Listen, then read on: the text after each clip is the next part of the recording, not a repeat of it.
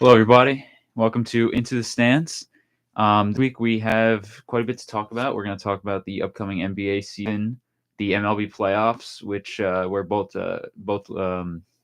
leagues are in the championship series, and also obviously the NFL news with the Jets and Giants and everything else that's been going on. So I guess today we'll start with the NFL. And Robbie, you mentioned you wanted to start with the team that won this week, won a big game against the Philadelphia Eagles and New York Jets. Take it away. Wow, wow, wow. That's all I can say. I mean, with how good that defense looked, exclude the first couple of drives, the way that defense for the New York Jets was just able to settle in, cause 4 turnovers against the Philadelphia Eagles. Could we call them the fraudulent Eagles? I heard that phrase used a couple of times throughout this week. But listen, I love where this team is at. 3-3, now in the bye week, which I've never I said this last year. A bye week has never felt so good. This one feels better, even though the Jets record is worse. And the reason I say that is the Jets just went out and beat arguably a top 2 team in the league record wise. Now it's tied for first with 4 others. But listen, the Jets are in a solid position. They play the New York Giants next, which I think will possibly divide this show a little bit. We'll talk more about that matchup next week. But the Jets 3-3. I'm interested to see if they make any moves at the deadline. There's rumors about possibly moving Carl Lawson, Dalvin Cook. I'm interested to see if they do go down for a trade, removing pieces or adding. Maybe the Jets can add a corner for depth, because who knows about the DJ Reed and Sauce Gardner situations. But listen, this team's in a very solid position. I'm just worried. The one thing I'm worried about with this team right now is the red zone offense efficiency. The Jets have not scored a red zone touchdown in the last 2 weeks, despite making it over 3 times in both contests. So it's a little bit worrying, but the offense doesn't need to be better. Absolutely. I think execution from not just Zach Wilson, but play calling from Nathaniel Hackett, the offensive line. I think it's just a group issue right now for the Jets. And I think with the bye week, you can really tighten some things up, improve, and I think the Jets will be in a much better situation, red zone efficiency wise, and hopefully full roster wise, heading into a very fun, exciting matchup with the New York Giants. Colin, any notes on the Jets before we head to the next team? Well, I think you mostly covered it with the Jets. I mean, the one thing I kind of wanted to just mention quickly is how Aaron Rodgers' his recovery has been looking incredible so far. We saw him on the field being able to throw. He's apparently targeting a return in December, though I think that'd be pretty unprecedented. So I'm not sure if that's going to happen. But I kind of want to look at this from the Eagles' perspective because, Philadelphia was 5-0. They were the last undefeated team because, San Francisco lost earlier in the day, losing to the Jets. They're now 5-1. But their schedule coming up here looks pretty rough. I mean, you're looking at playing, up until the Christmas game they play against the Giants, you're playing Miami, Washington, which is probably the easiest game you're going to get. Then you're playing Dallas, Kansas City, Buffalo, San Francisco, Dallas again, and Seattle. That's a pretty rough stretch. And listen, this Eagles team, we know that they're talented. We know that they were very close to winning the Super Bowl last year. They just signed Julio Jones to the wide receiving core just to solidify that wide receiving core anymore, along with A.J. Brown, Devontae Smith. But at least this is a loss where, you start to see some problems with the Eagles. Jalen Hurts obviously had a lot of turnovers. Actually, up until the season so far, he's had 7 passes, touchdowns, 7 interceptions. He had one of the lowest turnover rates in the NFL last season. So seeing him already start off here, it's kind of surprising. But I'm just looking forward to seeing how the Eagles will respond to this tough schedule they got coming up here. And I think that will say a lot about them going into the postseason. Yeah, I think the only thing is with the Jets is obviously it is nice to head into the bye, right? I think that's what Gary Wilson was saying on Barn Hahn, how head into this bye. It was before the Eagles game last week, saying we'll play the Eagles, see what happens there. Hopefully head into the bye 3-3 ideally. Only thing is, I feel like the Jets are kind of hot right now. Obviously, things are going well. I mean, obviously, there are still problems offensively. You want to be better. You want to fix things up there. But I just think it's been a steady progression as the weeks have gone on. Again, I mean, you look at the schedule. I mean, who would have thought that this Giants game is a must win for the Jets, an absolute must win, and it comes at the stake of the New York Giants. I know New York Giants fans, we obviously want to win that game, not only to You want to win that game? What? I mean, don't you want to tank? Oh, right. That's what I'm getting at, Ah. right? We'd want to tank, but just to I just think in the sake of just Jets Giants, you kind of team that runs New York. It's like Mets Yankees. Right. Or like Devils Rangers. It's just the type of thing where no matter where each team is, it's kind of and this is this is probably the best version of New York rivalries because it doesn't happen very often. So even though that's what I'm saying, we want to if we are 1-6 by then, we would like to see if we can get a high draft pick, but it becomes that game that becomes, and we're going to talk about it a lot next week, but that becomes a game that, just for the New York rivalry's sake, at least me as a Giants fan, I really would want to win that game. But for the Jets, it's a must win. It's a must win to keep their season alive. And then Chargers, Raiders, Bills. I mean, cannot wait for that Chargers game. Right, that Chargers game is going to be so fun. Big games, some big games coming up.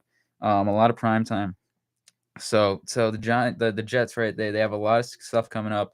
I think it kind of stinks that now is where their bye comes in. But again, just because, take that break. They are hot right now, and then they're going to take a break. And, it's not ideal. But, right, it's again, with the Jets, like I said last week, Aaron Rodgers' injury, that really brought the standards for the season down, or the expectations. Now it's a week-by-week progression that you have to have with the Jets. I'm not saying they're going to make the playoffs, but that's what we've seen is a week-by-week progression, and they got to take it week by week from now on. Let me ask you guys this question. Before we head to the Giants, from an outside perspective, Jets being 3-3 with Zach Wilson at the helm, are you surprised by this record or not surprised by the record that they currently have? Well, this is kind of the same situation they were in last year. I mean, they had a pretty good, actually better than last year. They had, I believe it was like a 5-2 start to the season, but we saw it fall apart because ultimately Zach Wilson couldn't compete down the stretch. Now, this is a great roster. That's the reason why if Aaron Rodgers is healthy, people had this team going to the Super Bowl. It just comes down to how well can Zach Wilson manage the game, and can he just, like he did the past couple of games, can he avoid making those costly mistakes? As long as they can, the Jets should be a playoff team. But if you start seeing problems there, then I think that you're going to get a repeat of last year. But like I said, very great roster, defense phenomenal. I think that the weapons they have, having Garrett Wilson, Breece Hall, it's a great team, which is exactly why, just how I just said, they were viewed as a Super Bowl contender. Just it really comes down to, will the quarterback play stay consistent? No, yeah, I mean, it's kind of odd when you think about it, because you look at the 3 wins. Obviously, how many of those Buffalo wins and those Eagles wins are the Jets can I really have? Because I think those were games heading into the season that, like the Cowboys lost, those are probably 3 games. The first game of the year and this game against the Eagles are probably 3 games that, as a Jets fan, you could sit there and probably imagine with Aaron Rodgers, we might have lost those games anyway. Absolutely. And they won those games. Yes. With Zach Wilson. So, or not the Cowboys one, obviously, but the Eagles and the Bills. But my thing is, how much more of this is going to happen? Because you obviously heard Salah's comment of we've embarrassed some of the best quarterbacks in the league. That's kind of it's a weird way to put it. It's kind of a reach statement. I know they've had good games against them. And then you look at the Broncos game, right, where that was bad. It's kind of, yeah, exactly. It's not a very convincing game. So yeah, it is an interesting schedule. That Eagles win, right? It's crazy how much a week can change things. Just like how 2 weeks ago we thought the Bears were the worst team in the NFL. Now the Giants seem to be a worse team than them, at least this year.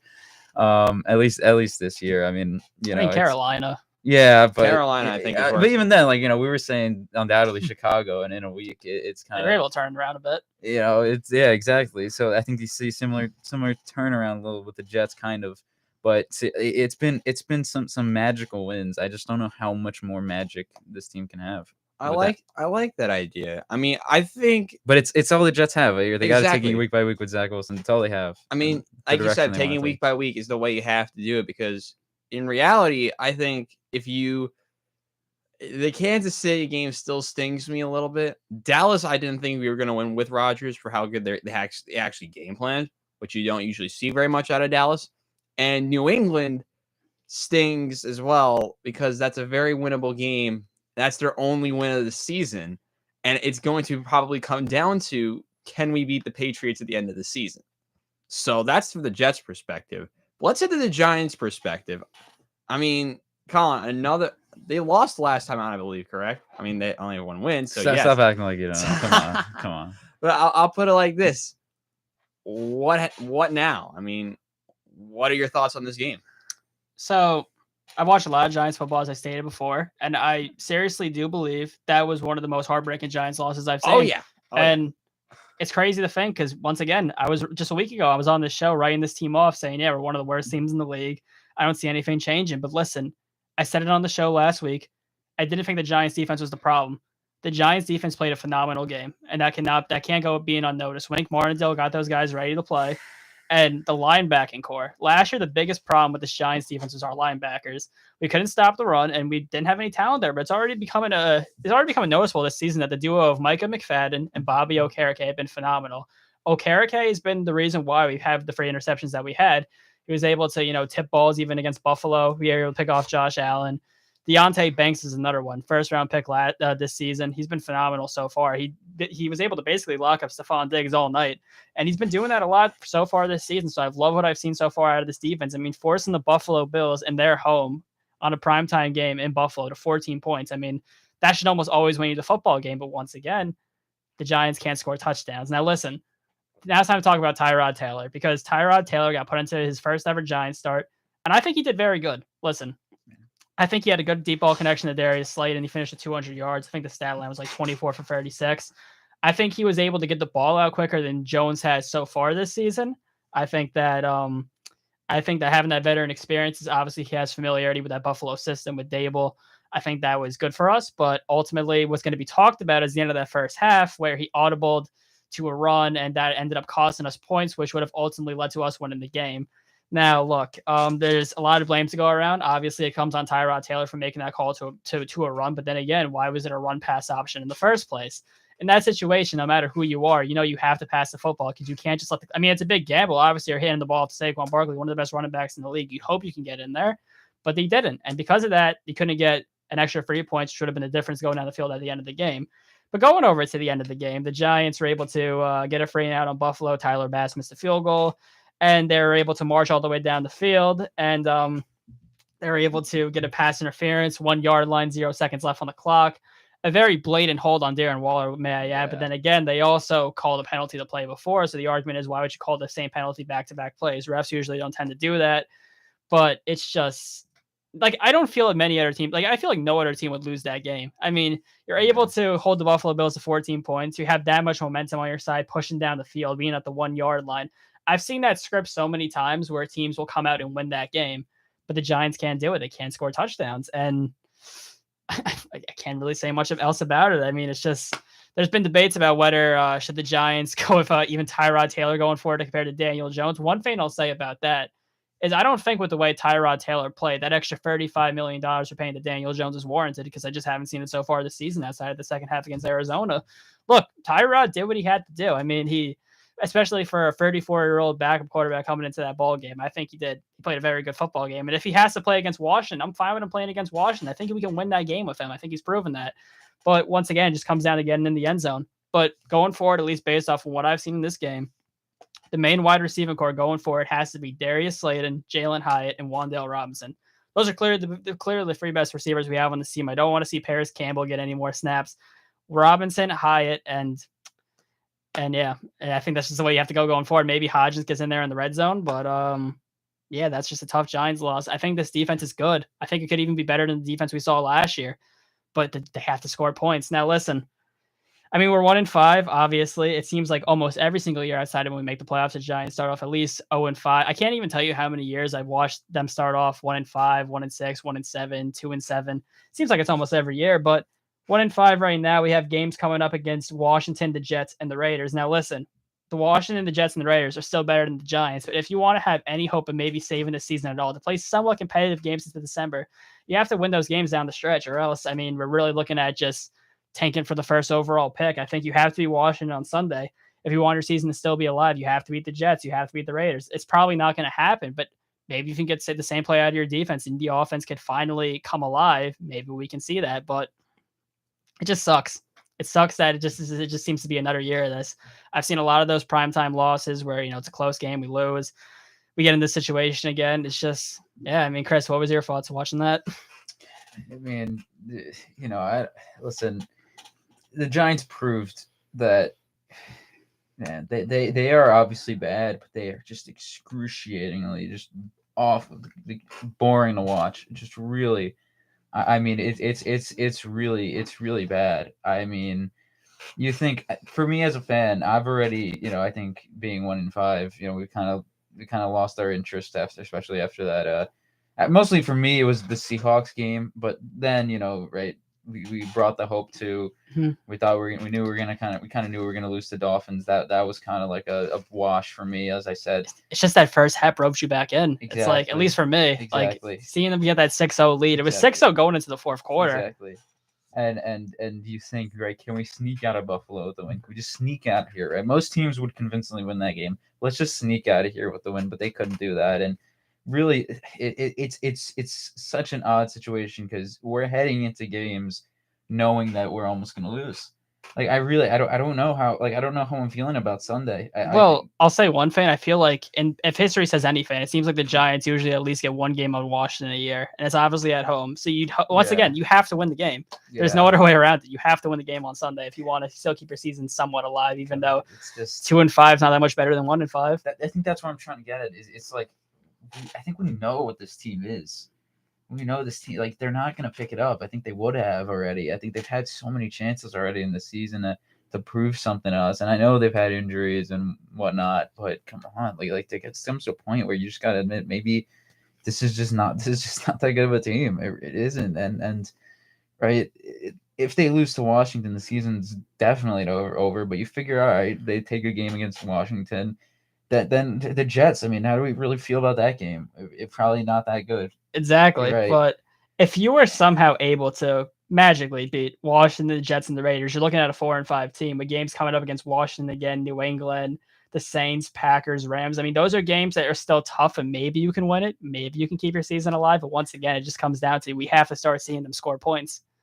Like, this is like back when Mike Glennon was the quarterback. Just how they're like dropping like 6 points a game. It's just like it's even more frustrating because they were moving the ball on Sunday night. They were getting down the field. There were big plays to Slade, and there's a big play to Hyde that got called back, which shouldn't have been called back because Evan Neal was not down the field. But that's another thing I didn't even get a touch upon. I just want to do it real quick. Shout out to Justin Pugh. Phenomenal game. I mean, he was a guy who first round pick last year. We hear that moment where he said he came straight off the couch, and that was great, by the way. That was great. Then he had to get moved to left tackle because Josh Azudu got out. I mean, we saw Justin Pugh play left tackle, and he did a very good job. I mean, he was the best. That was the best performance seen from the Giants O-line all season, and I'm really glad we were able to sign him to the active roster. I'm happy Justin Pugh's back, but I mean, yeah, hats off to him. Once again, so many players had just great performances. You're looking at Pugh, Banks, Okereke, McFadden, even Sladen catching those deep balls, and still, we still lose 14-9. It's just, I don't know. I really don't know. And it's just, again, it's not having much hope going forward. If we couldn't win that game against Buffalo, right? How do we expect to win?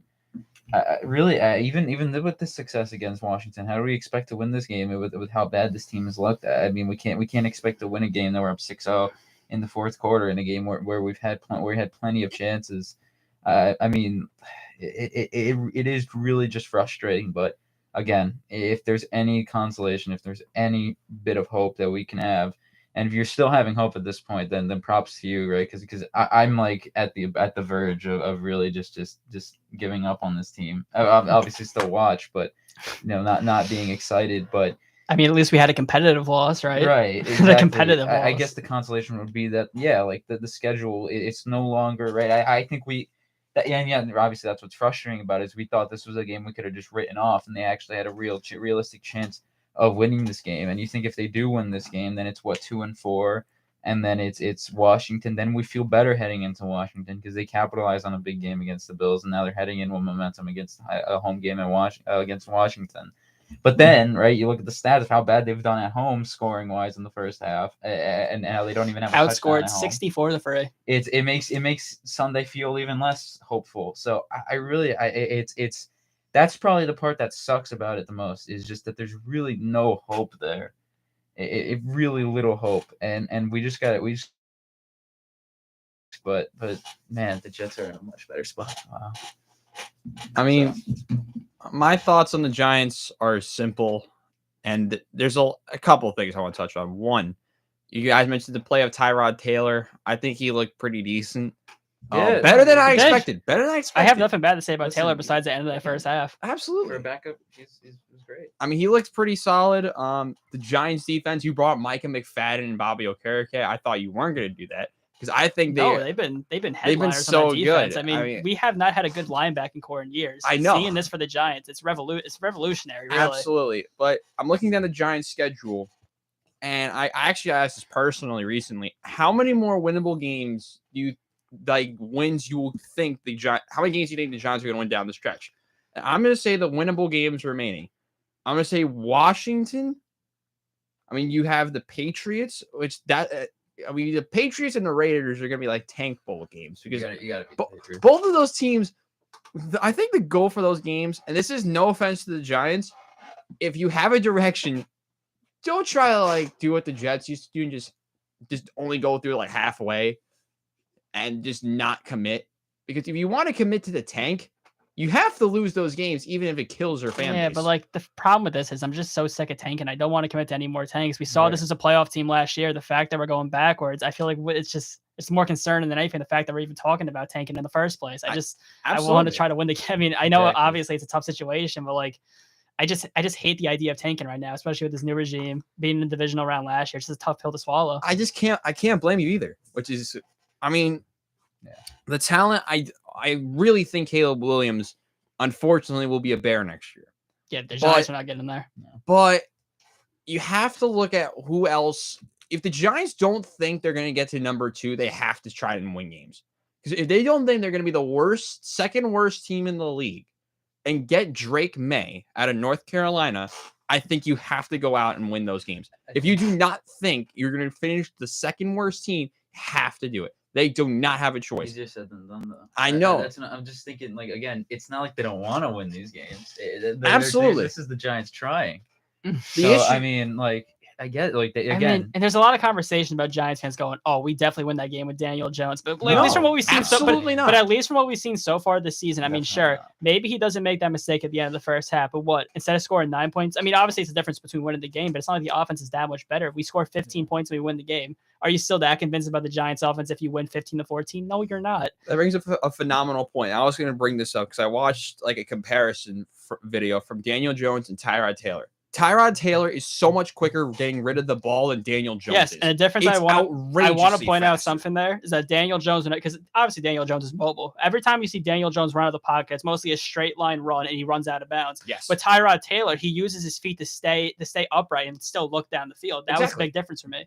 Whenever Daniel Jones starts to run, he has tunnel vision. He doesn't look down the field, just runs it and goes for a 5-yard run.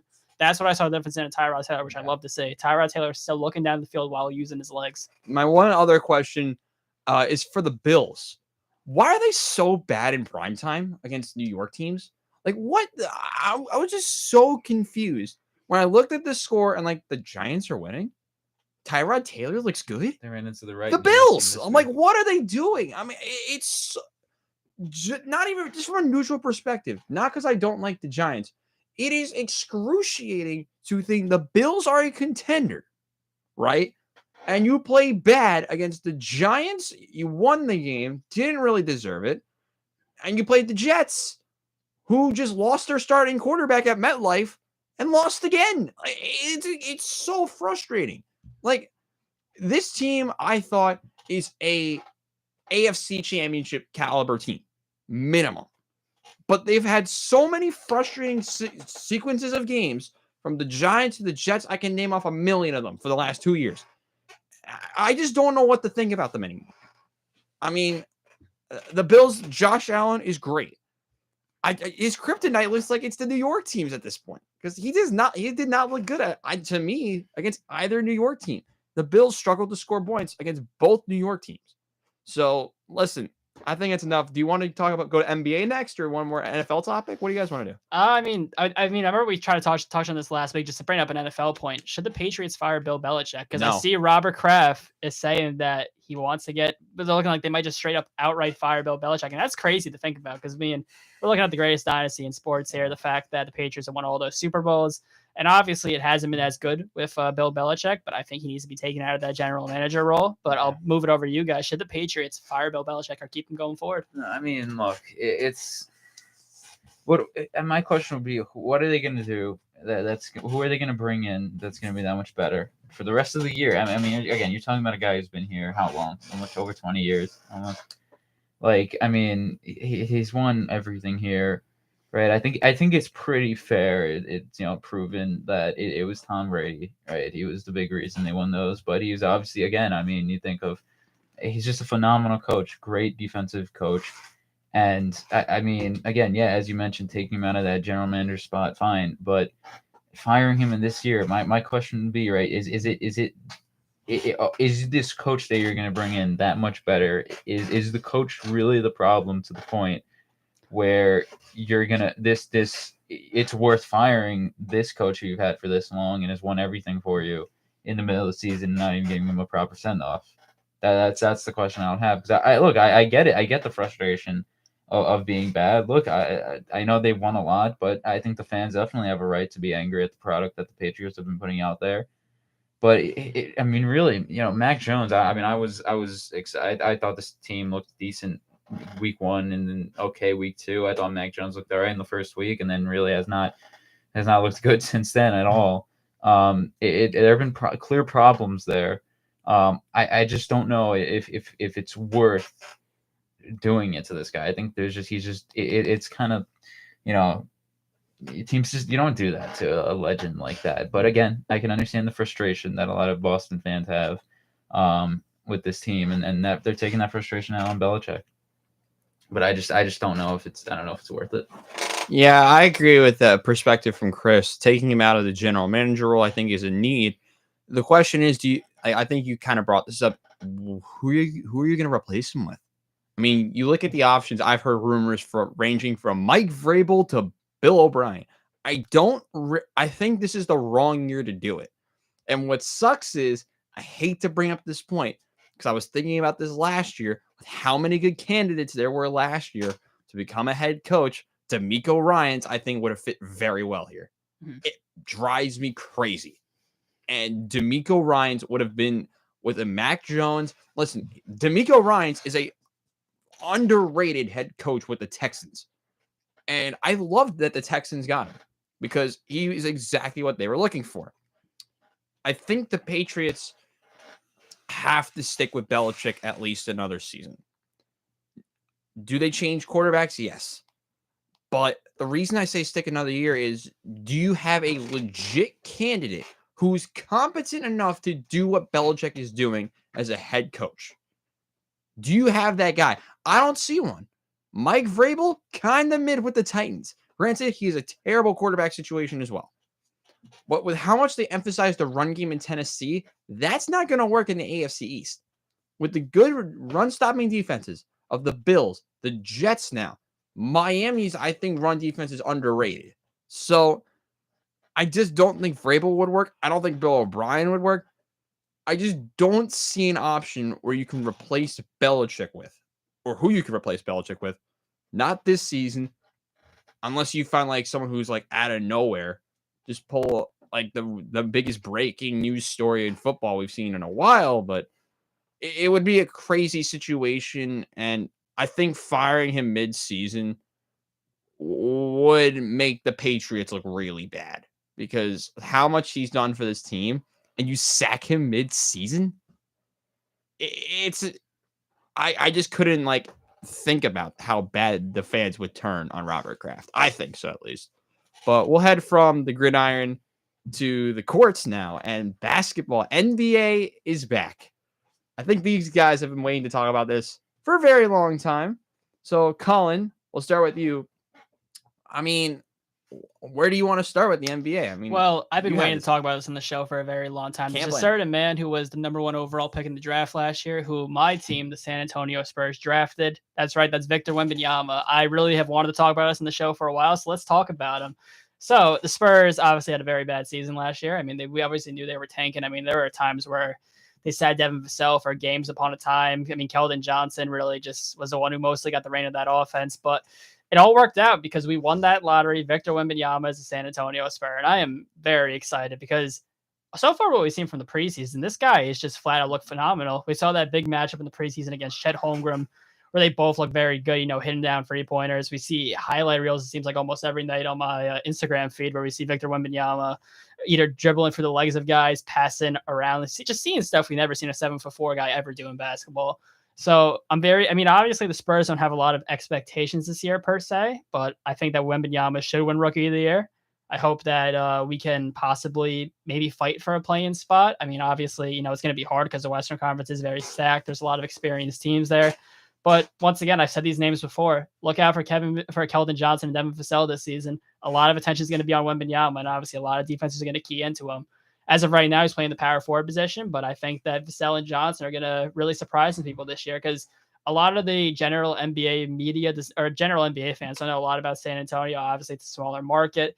They didn't get a lot of national TV games, but I think the Spurs are going to be a little bit more in the forefront this season. You're going to hear a little bit more about these guys. And obviously with Greg Popovich, legendary head coach, I'm excited to see what these guys can do. But in terms of trying to predict for you what Victor Wembanyama is going to do in his first season, I'm hoping for, it's tough to say like, oh, this guy's going to have a 2010 season, obviously, because right out the gate, that would be phenomenal. But obviously, those are the expectations that are being placed upon him.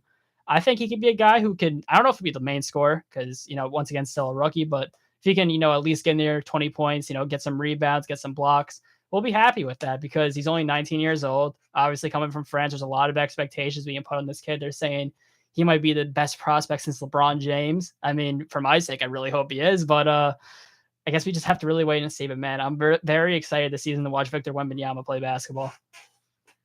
Yeah.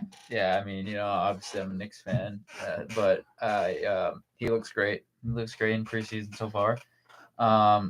Yeah, the Spurs, decent little team. It's crazy how much trade one year, one off season can make a difference. But you had Victor Wembanyama in there, and the other little pieces they have, as you mentioned, with a legendary head coach, who, right? I think unlike some situations in sports, really we're seeing a veteran coach coaching a young team, right? I think that definitely for guys, for teams, right? It's just something different. I think it's good, right? I think it's good for the young guys to be around a guy who's seen it all, and I think that can only help his cause. Now, again, like you said, it's hard to to have these high expectations for a guy who is coming from another country and is seeing his first NBA action, right?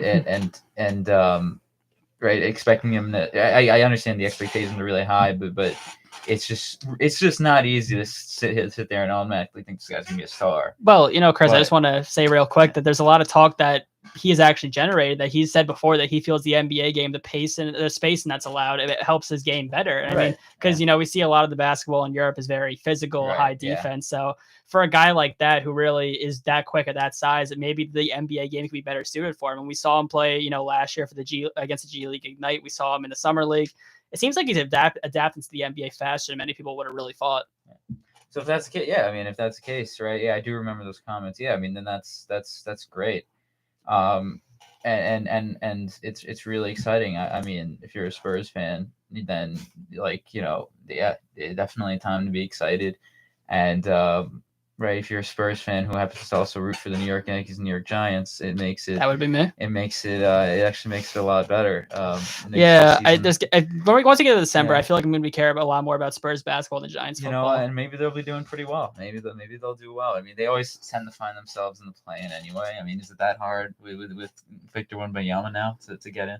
I mean, it'll be tough. I mean, you're probably going to see teams around there like New Orleans, Minnesota, but I mean, it really just comes down to how ready is Victor. I mean, because I hope that Vassell, Keldon Johnson, that also the young core, Trey Jones, Jeremy Sohan, I mean, even Zach Collins is probably now going to slot into the starting lineup. I hope these guys can step up, but obviously with Wembanyama and that national attention, there's going to be a lot of expectations, not on him, but really everyone. Yeah, I mean, it's great things. It's a lot of fun. A lot of fun going on down in San Antonio, and I'm happy for it, really. Yeah, you know what I like about when Victor Wembanyama is like how I just it's just hard to picture a guy with his size being able to shoot the 3 ball. It's scary. That's Well, the future. I know it's incredible. I mean, 7 feet tall and can shoot 3 is this what we're gonna be seeing a lot more now of these type of players who are tall and can shoot? But questions about San Antonio. What will it's gonna be the health of this team, especially for the starters, because the depth.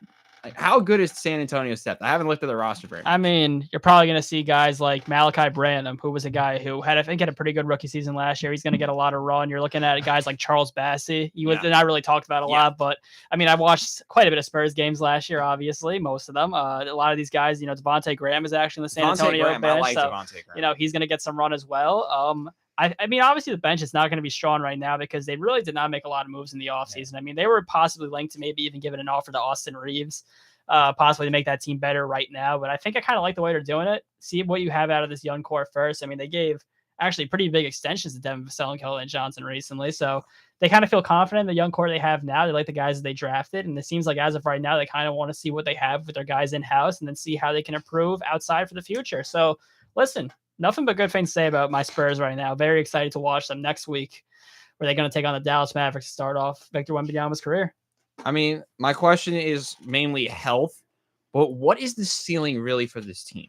Like, I think looking down the West and how hit or miss some of these teams can be, I think this team, their ceiling is the 8th best team in the West. I think with Victor, the way he's able to play, if they can get a full healthy season out of Johnson, Vassell, if the depth can produce, I think the Spurs, their ceiling would be 8th. The floor, I'm not even saying it's the basement is the floor, but I don't think they're going to be at that level just because of how much talent they have in their starting lineup. I think they have a decent starting lineup, headlined by Vassell, Johnson, and Wembanyama. Remember last year I went after Devin Vassell briefly, but one of the other topics I think we should talk about, because you guys know this team better than most, is the New York Knicks.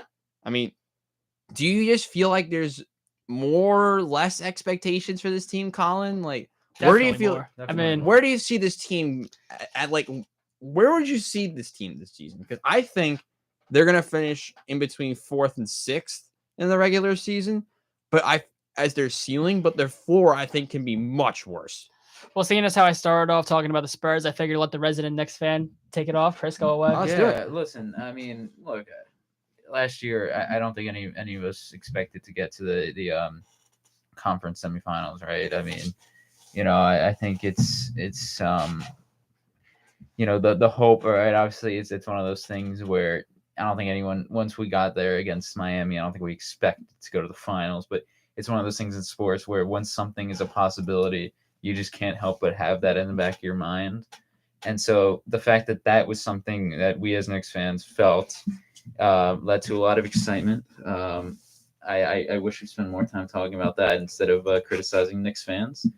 Mr. Basil. Yep, but, that was me. That was my fault. That was uncalled for. My fault. But yeah, uncalled for. Yeah. Come on. All right. Come on. But look, I mean, we were passionate. We were excited. We don't see this very often, and we saw a team go to the second round of the playoffs and have an upset win against Cleveland. This doesn't happen. And Jalen Brunson, right? That was a move, right? A lot of Knicks fans, I think, when it was made, right, with Donovan Mitchell being a move out there, we were kind of, not if we knew he was a good player, but like we're just kind of, let down by missing out on that one, right? Then the local kid.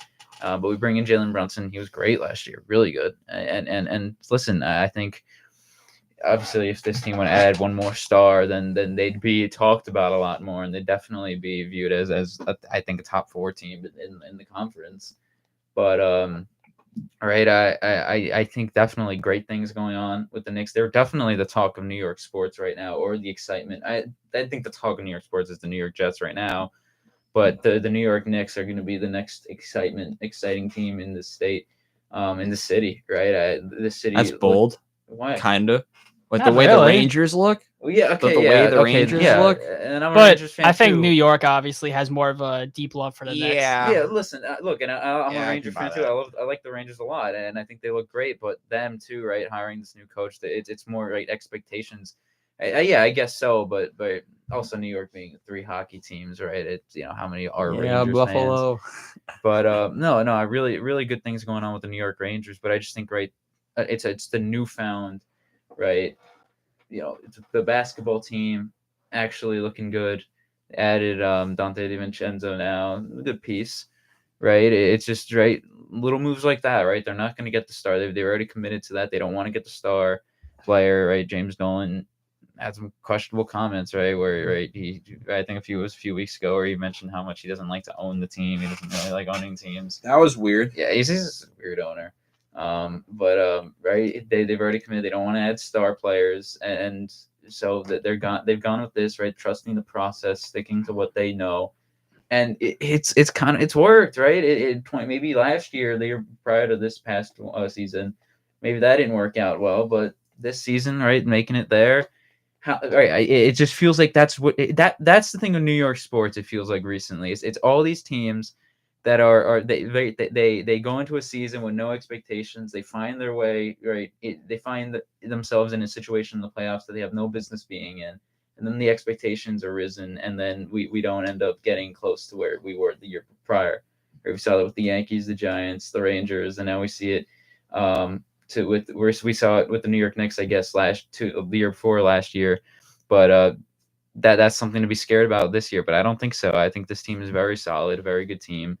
It's just a question of, right, Brunson, Julius Randle, right? What's going to happen there? Are these guys going to have all-star years? Are they going to help? Right, RJ Barrett too is a guy who we expect, I think, bigger things from as well. It's a good situation going on with the Knicks, and I think they're the team right now that we're excited about.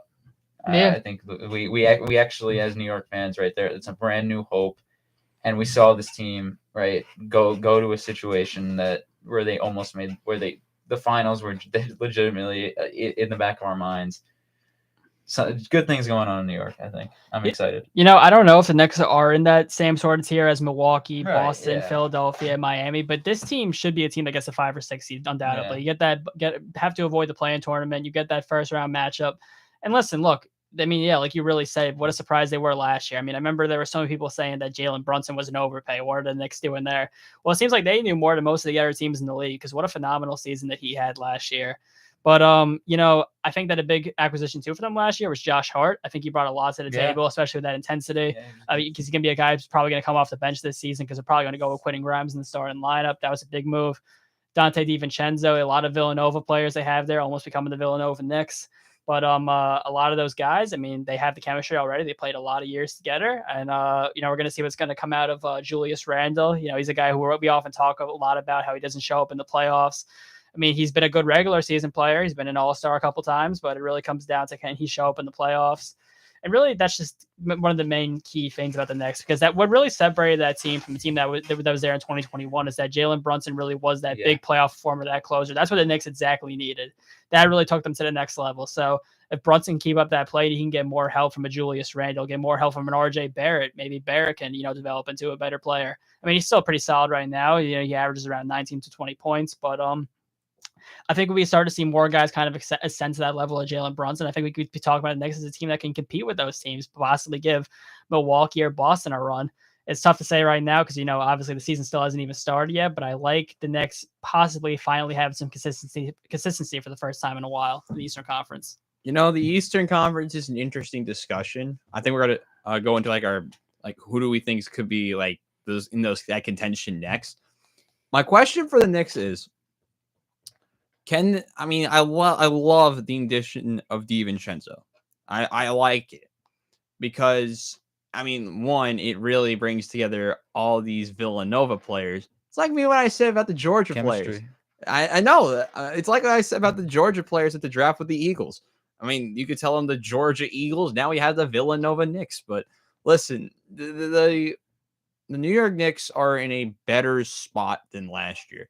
You added another piece who I think is a very solid defender in DiVincenzo. He can score, he can pass, he can do a lot of the things that you need him to do. It's going to come down to, and you guys brought it up well, Julius Randle. Will he be consistent? Can he lead you back to the playoffs? Because listen, I think the Knicks can be a possible third seed team. Wow. It's possible, but that's the real ceiling. Can they compete with the? Let me look at my list here, because can they go out and compete with some of these higher teams? Like, do you think they're gonna? I'm just asking this quick question before, because we are running a little bit out of time. I think do you think they're gonna compete with a Milwaukee or Boston? We got to wait and see, right? I mean, it's really for the Knicks. That's what I'm saying. That's kind of why I talked about maybe they're the more exciting team.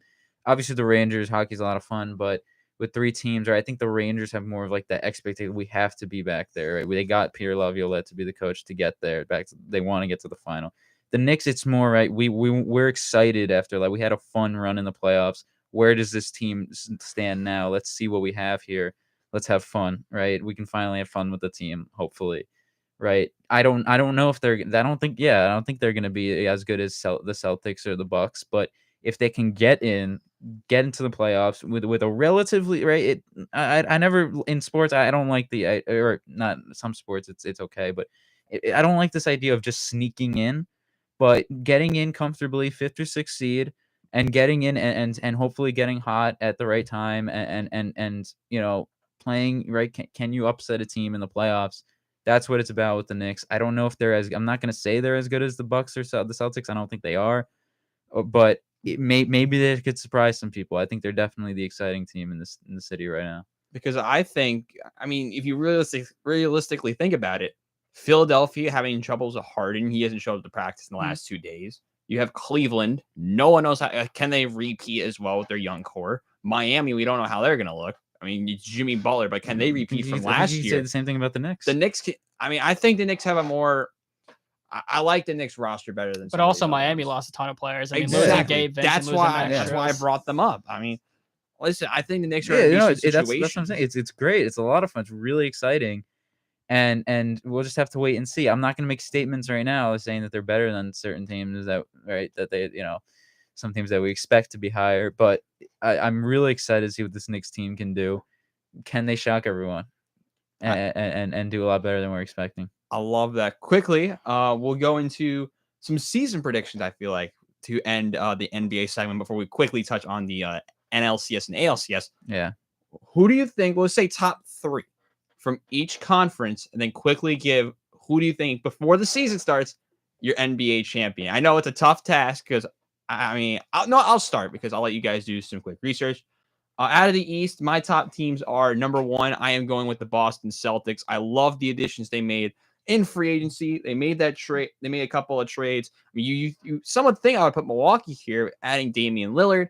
I'm not convinced. I think Milwaukee adding more pieces, adding more than one piece, is exactly what they needed to do. Try and rival what Milwaukee did. Listen, Damian Lillard and Giannis is going to be absolutely disgusting. I'm so intrigued to see how that looks. Add in a Chris Middleton, you got the Milwaukee Bucks. But I think the Celtics got Kristaps Porzingis. They got the Marcus Smart replacement in Drew Holiday. I like where this team is at. I have the Celtics at number 1. I have Milwaukee at number 2. And number 3, I debated about this for a very long time because I think it's a 4-team race for 3rd. I am going to go with the Cleveland Cavaliers in 3rd. Now, I love Darius Garland. I have a lot of questions about them, but I think Miami went losing their pieces. The Knicks, I think, are just going to be a lock for a 4 or 5. And then Philadelphia, we have no idea how they're going to look. Yeah. Losing, James Harden hasn't showed up at practice. I just brought that up. So I'm going to go with the Cavaliers just due to basically more certainty. I'll put it at that. Because let's be honest, I mean, we don't know how Philadelphia is going to look. I mean, the Knicks are what's their preseason record? 1-3 or something like that? I'm not sure. I mean, it's not great, but I think the Knicks are going to be in a better situation. I'll put the Knicks at 4th, and we'll go into those later. And then out of the West, my number one team out of the West, you got to repeat with Denver. I think Denver just returning as the reigning champs. It doesn't feel right to take them out of the one spot. Jokic, Jamal Murray, I think that team is ridiculous. Number 2, I'm going to go with the Phoenix Suns. Listen, I love the Suns. They did the one thing they needed to do in free agency. That's add squad depth. I thought their depth last year, kind of mid, not going to lie. They added more pieces. I mean, listen, the core that they have, it's going to rival Denver all the way to their limit. So I'm going to have the Phoenix Suns in second. And this is another spot because I thought this could be a ton of teams to put at the number 3 spot. I'm going to go with the Golden State Warriors. Listen, I'm going to put the Golden State Warriors third. I am not high on the Kings. Last year in the playoffs, I was high on the Sacramento Kings. They're going to be the equivalent of the Seattle Mariners. Just be bad in the first half because you're coming off that postseason. You're riding high, and then you're just going to start bad and then rise up out of the last second. They're going to be a play-in team or the 6th seed. I'm more high on the Warriors because they've been here before. I don't like that they added Chris Paul because, did you really need to do it? It just feels like one of those moves where, why? It didn't feel like it had a purpose to me.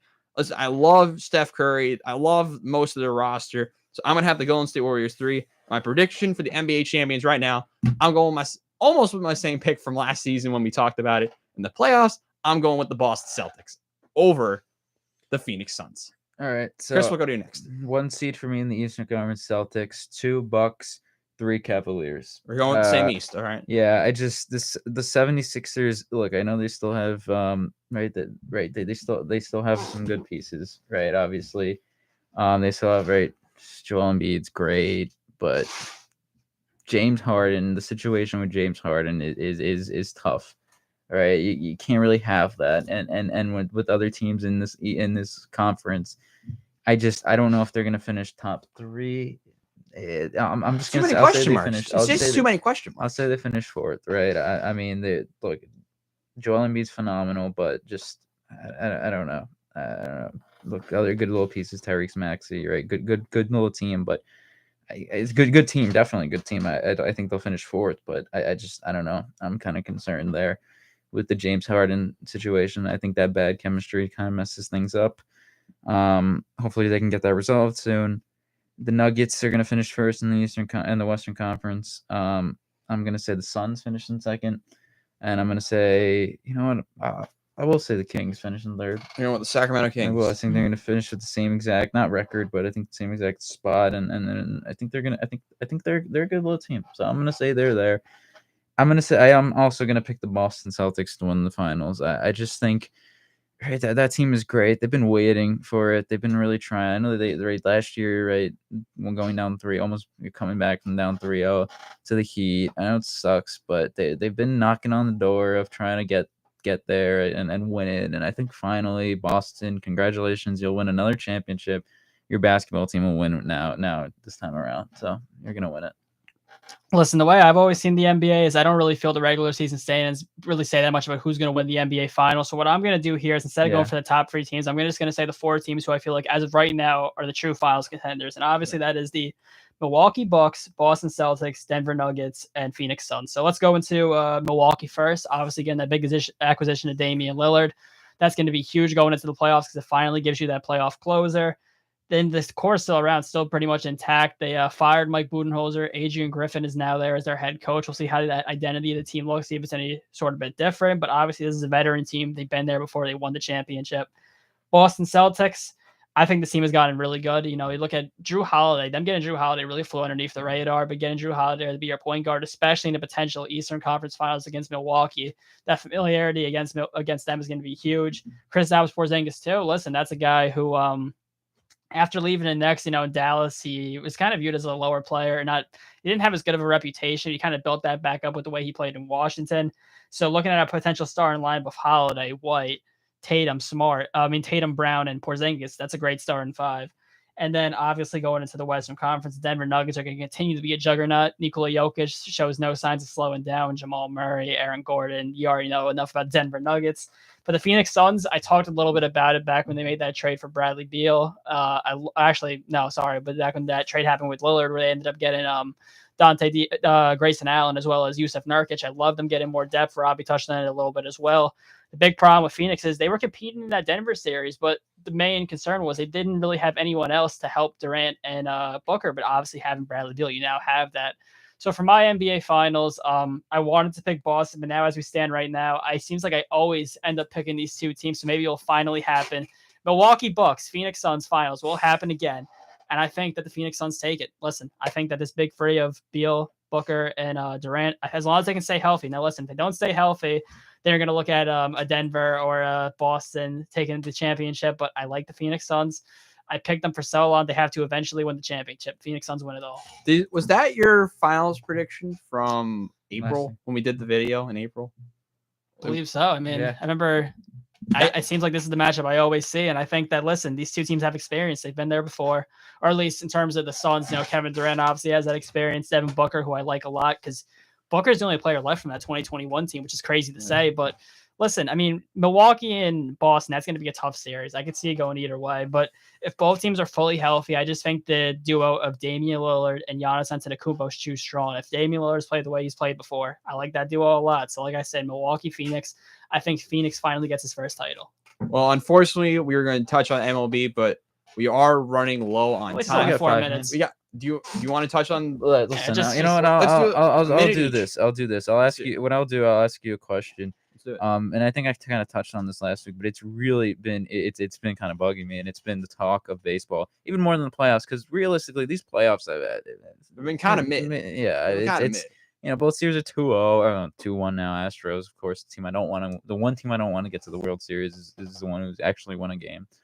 And they somehow play better on the road than at home, which is insane, right? It's crazy that Texas's best course might be to lose these next 2 games and head back to Houston and win game 6 and 7. That might be their best chance to get to the World Series, because Houston plays terrible at home for some reason now, and great on the road. In fact, they're like 3-1 on the road, and they're 7-1 this season at Globe Life Field.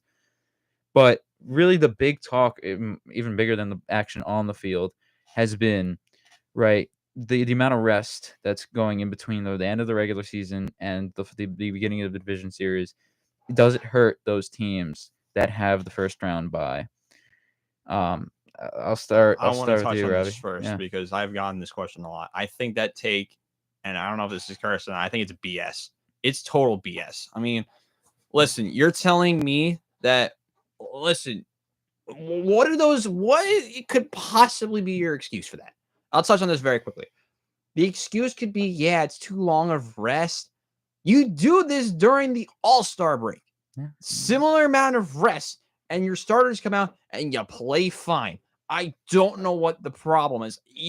It's just annoying to think of the possible excuses. You have such these good teams. The Dodgers complaining all the way from what feels like LA to New York City. They're just complaining. They had the roster. They sold against the Diamondbacks. They should have beat the Diamondbacks. They had a better roster than the Diamondbacks. What do? They got outplayed by the Diamondbacks. Kind of self-explanatory. So, I mean, the Braves, better roster than Philadelphia. They lost that by themselves. They lost all the momentum. And they were hearing, what's it called? The song go, Dancing on My Own. Yeah, that's when the song. By the way, I kind of like that song. The only thing about Philadelphia I like that they're using that song. I kind of like it. It's kind of a vibe. I have nothing against the low Phillies. key. It's kind of a vibe. We're saying this is like a Phillies show. It's they're such a good team to watch too. I just hate teams making excuses.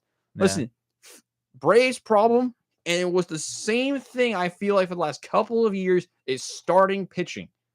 It's just driving me nuts now. And the people not performing as well. It's a whole. I just don't like the Braves starting pitching. That's just my thing. But Colin, we'll leave it to you. Yeah, just real quick, obviously, I think that that's not really a real excuse. That's just been the way the MLB has always been. Although I've been a personal believer, I think the divisional series should be 7 games because, obviously having a 162-game season while the NBA has 82 games and every single round's a 7-game series, that'd be the change that I would make. But yeah, I don't think that's a real excuse because, listen, every single baseball team before has had to go through this. Yeah, and quickly, my take is very similar to you guys. Look, I'll look at the teams. Think about the division winners. Let's look at the division winners, and let's look at the teams that also like the Rays. Right, Rays won 99 games. They looked awful against the Texas Rangers. They did. The Milwaukee Brewers looked awful against the Arizona Diamondbacks. They did. The Los Angeles Dodgers had Clayton Kershaw, Lance Lynn, and Bobby Miller lined up. And I understand you don't have rest, right? But I had a point I was gonna bring up, right? Like yeah, I think you still like how much more? Yeah, Mookie Betts and Freddie Freeman, like right, going 1 for 12 in that series, right? How much rest? How much rest do you guys need, or what? To what point, right? 3 games, right? They were not hitting, right? When are you gonna pick it up? When are you gonna start hitting? Right? I mean, I think. Oh yeah, that's the point I was gonna bring up. Right, the Texas Rangers. Right, people forget they had a 6-day break as well. Right, maybe not. Right, they because they swept the Orioles. They had a 6-day break in between sweeping the Orioles and playing Game 1 And against they've Houston. still looked really good. And they did not lose this. They did I not love miss a that step. point, by the They way. did not miss a step. In fact, Jordan, you want to talk about because people it seems to be about the pitchers. It's the pitchers who are losing or missing rest. Jordan Montgomery looked way better in Game 1 of the American League Championship Series than Game 2 of the American League Division Series against Baltimore. He did not look good against Baltimore, and on normal rest, looked great on a week's rest against Houston in Houston. Right, Nathan Eovaldi did not really. He looked okay against Houston, but again, right, it's the Astros. They got great hitters. The Astros. That's obviously the other point I'll bring up. They had no problem beating Minnesota. They had no problem beating Minnesota. They didn't. Right, Minnesota, good pitching, good little team. Looks like they're the Diamondbacks. I think they're better than the Diamondbacks. I think they're better than there's some other little teams, but they had Houston had no problem beating these guys. So I think definitely it's definitely a bad take by a lot of people. I think it's proven, especially with the championship series, how they've gone, the way the Phillies have played. That's an awful take. That's my view on it. I love that. By the way, quick note before we go into our Thursday night picks. Bucks assistant Terry Stotts steps down. We don't know why, but Thursday night, I think I'm gonna say I said the it's Jags and Saints. Jags. By the I'm way, a is big the Jags. game. And just for a quick note, Trevor Lawrence is playing tonight. Jags We are gonna win. just found that out. So, Chris, what is your prediction for the game tonight? Who do you have winning this game? Jags 21-7. You like 21-7. So Chris is going with the Jags, Colin. The Saints, we're high on them going into the season, but the offense has struggled. Pete Carmichael calling the plays is not going well so far. If Trevor Lawrence is playing, listen, the Jaguars need more primetime games. They're a good football team. They win this one 23-15. I like that take a lot. I'm going different. I'm going with the New Orleans Saints. I don't think Trevor Lawrence is going to be 100% healthy. I like the Saints defense against him, locking down, especially their secondary. I think they're going to play pretty good. Low scoring affair, 14-10 is my final Saints win. But that will be all from us for this week's episode of Into the Stands. Make sure to check us out every week from 5 to 6 right here on the WIUR Iona Gales Radio Network YouTube channel. But for Colin and Chris, I'm Robbie Basil saying so long. We'll see you guys next week. Goodbye, everyone. What a